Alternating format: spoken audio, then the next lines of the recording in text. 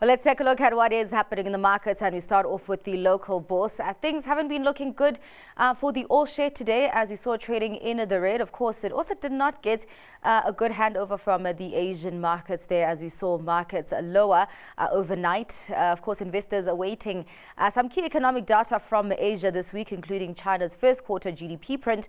That is out tomorrow, so investors will be chewing on that tomorrow. Of course, you are seeing there a sea of red, as you are seeing the all share declining more than 1%. Of course, the resources 10 complex getting most of the hammering on that front, with a nosedive of almost 3.5%, followed by the industrial 25 there with a slump of 2/3 of 8%, followed by the financial 15, of course, carrying the least of those losses that we are seeing there, relatively flat, just 0.06 below that flat line.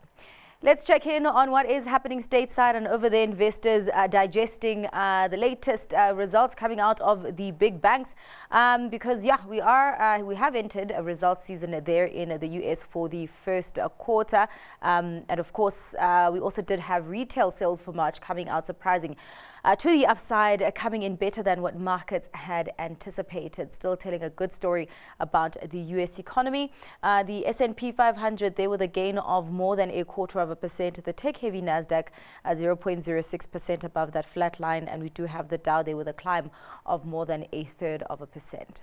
Let's take a look at what is happening in the European markets, and of course there across the Atlantic, quite a mixed picture that we are seeing there, with the FTSE 100 being the only bourse in the red, declining almost 0.5%, but the CAC 40 there displaying a gain of almost 0.33%, and the DAX climbing 0.36%. Let's take a look at what is happening on the currency scene, and we start off with how the rand is doing against some of the major currencies. Of course, things not looking good for the JSE, but also for the local unit, as we have seen some weakness coming through earlier on during the day. We did see the rand over that 19 rand mark against the dollar, now exactly at 19 rand against that currency.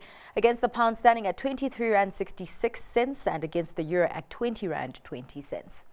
Let's take a look at how the other currency pairs are doing, starting off with the euro dollar at 1.06, relatively flat, pound dollar at 1.24, and the yen are quite weak against the US dollar, just above 154 against that currency.